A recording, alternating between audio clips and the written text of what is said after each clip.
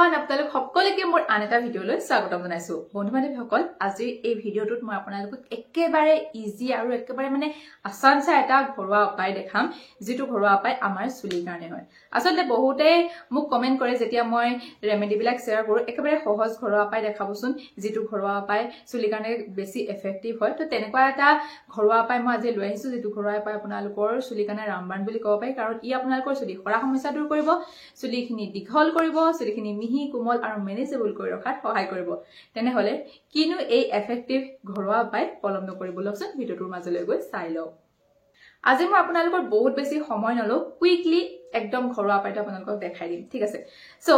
এই ঘৰুৱা উপায়টো বনাবৰ কাৰণে আমাক লাগিব মিঠি গুটি মই আপোনালোকক পিকচাৰ লগাই দিছো আপোনালোকে চাই ধৰিব পাৰিবই মিঠি গুটি কি বস্তু হয় কাৰণ মোৰ দুটামান ভিডিওত বহুতে সুধিছিল যে মিঠি গুটি কি বস্তু হয় চিনি নাপাও যদি আপোনালোকে মা খুদে মিঠি গুটি কি বস্তু হয় দেখাই দিব ঠিক আছে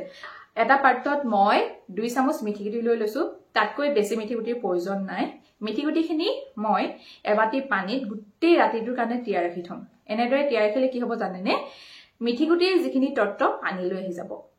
নেক্সট দিনাখন মই এটুকুৰা এলোভেৰাৰ পাত লৈছো বা ফ্ৰেছ এলোভেৰাৰ পাত এটা লৈছো আৰু জেলখিনি উলিয়াই মিক্সিত পিসি মানে জেলখিনি একদম পনিয়াকৈ উলিয়াই লৈছো এতিয়া এটা পাত্ৰত এলোভেৰা জেলখিনি ললো আৰু ৰাতি তিয়াই থোৱা যিখিনি মিঠি গুটিৰ পানী আছিল সেইখিনিও দি দিলো আৰু ভালদৰে মিক্স কৰি এটা স্প্ৰে বটলত ভৰাই লৈছো আপোনালোকৰ যদি স্প্ৰে বটল নাথাকে তেতিয়াহলে আপোনালোকে কপাহৰ সহায়টো চুলিত ব্যৱহাৰ কৰিব পাৰে আৰু স্প্ৰে বটলত যদি ভৰালে তেতিয়াহলে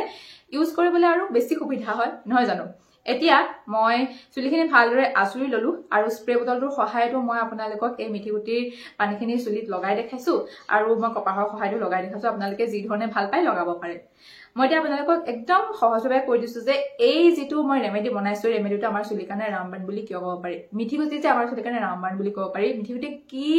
কৰিব নোৱাৰে আমাৰ চুলি খৰা সমস্যা দূৰ কৰি চুলিখিনি নতুনকৈ গজোৱাৰ ক্ষমতা মিঠি গুটিত আছে মিঠি গুটি আমাৰ ৰাফ চুলিখিনি মিহি আৰু একদম সফট কৰি তোলাত সহায় কৰে যদি আপোনালোকৰ মানে চুলি গুৰি যে কিছুমানৰ খজুৱাই থাকে ইচিং হয় ইচিংৰ সমস্যাটো দূৰ কৰি আপোনালোকৰ চুলিখিনি মানে একদম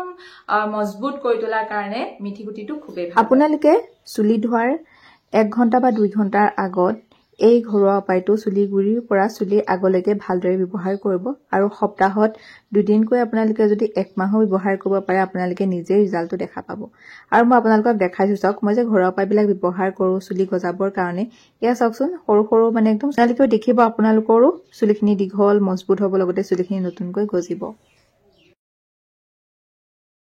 তাৰপিছতে মই দিছো ফ্ৰেছ এলোভেৰা জেলটোৱে আমাৰ চুলিখিনি মিহি কৰে কোমল কৰে চুলিখিনি পুৰা উফি সমস্যা দূৰ কৰাত সহায় কৰে চুলিখিনি দীঘল কৰাত সহায় কৰে তাতকৈও কি লাগে নহয় একেবাৰে সহজ বনাবলৈ লগাবলৈ একেবাৰে সহজ একো মানে বেছি সময়ৰ প্ৰয়োজন নাই হেহে আপোনালোকে ঘৰত এবাৰ এই ঘৰুৱা উপায়টো নিশ্চয়কৈ ব্যৱহাৰ কৰি চাব মই আপোনালোকক গ্যাৰান্টি দিছো আপোনালোকৰ যদি চুলিৰ লগত জড়িত এই সমস্যাখিনি হৈ আছে তেতিয়াহলে আপোনালোকৰ গোটেই সমস্যাখিনি দূৰ হৈ আপোনালোকৰ চুলিখিনি দীঘলো হৈ আহিব লগতে চুলিখিনি মজবুত আৰু চুলিখিনি হেলথি হৈ পৰিব বন্ধু বান্ধৱীসকল আজি বাৰু এই সহজ ঘৰুৱা উপায়টো আপোনালোকে কেনেকুৱা লাগিল মোক কমেন্ট কৰি জনাবচোন আৰু বাই দ্য ৱে আজি মই একদম অসমীয়া প্ৰিয় সাজটো পিন্ধি ভিডিওটো আপোনালোকৰ আগলৈ লৈ আহিছো কাৰণ আমাৰ ওচৰতে হৈ আছে অবিৰত ভাগৱত পাঠ তো তালুকে কৈছিলো আহি পাই মই বোলো আপোনালোকৰ কাৰণে ভিডিওটোৱে বনাইলো কাৰণ বহুত দিন ভিডিও বনোৱা নাছিলো